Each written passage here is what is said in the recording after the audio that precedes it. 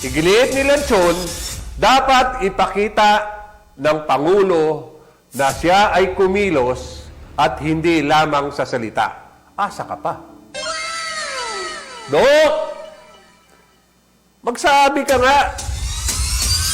Sa dinami-dami, sa 3 taon niya, na sinabi niya, may nangyari ba? Grabe. Ay, sa pagkakataong ito, upang tuparin ang pangakong protektahan ang buhay ng mamayan. Tama sabi mo.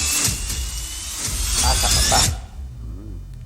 Sabi niya nga nung pag-upo niya, hindi natin papayagan na ang ICC ay makikialam sa ating bayan Pwede nga.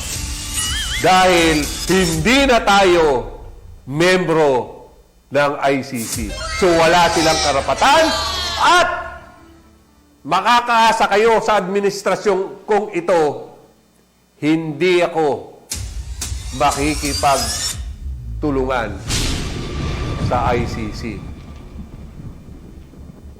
Sabi mo yan. Pero ano nangyari? Sinurrender mo.